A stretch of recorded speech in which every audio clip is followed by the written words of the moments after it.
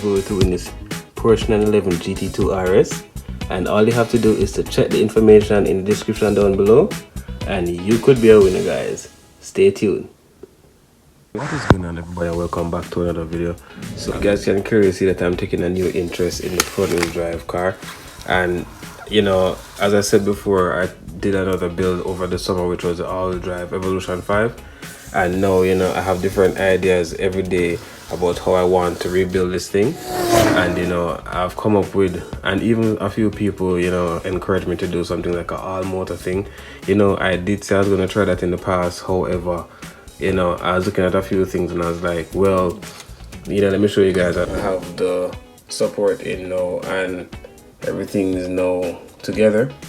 I was thinking to run now a small but powerful battery at the front. Nothing would really be here apart from the ESC, and then the GNS would go right here. Before the server was here, so not the server, guys, before the ESC was here, and then the battery was there, and then the GNS was on top of that. So now what I want to do is just simply just run all electronics here and then have the battery at the front here for the weight.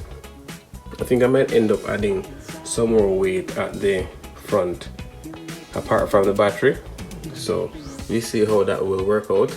I do have to pull back down the gearbox because it's making a sound, and when I spin it you guys will hear it. Like, yeah, I don't know if you heard it just now. I could make a couple turns, but there's like a click. Yeah, there is. So I'm gonna have to pull that down to really see what's going on there. So you know, apart from that, things aren't looking too bad. I'm also looking at a servo upgrade, you know, to help with the car going straight and, you know, being a little bit more stable. This one has served me for around a year and a half, so I do believe that, you know, upgrade would be needed for that as well. Guys, I was thinking of getting the rear wheels in a little bit more because, you know, they're a little bit out, and you know, when you can get these further in, it also helps with the car and the whole launching and the whole performance and stuff like that. So I'm going to be seeing how I can deal with that. I think I might remove the server because the aim, guys, is to get this car extremely light, because as I said, I want to try like an all motor replica build now with this thing. So, you know, stay tuned, guys, and you know, follow the progress and subscribe if you haven't.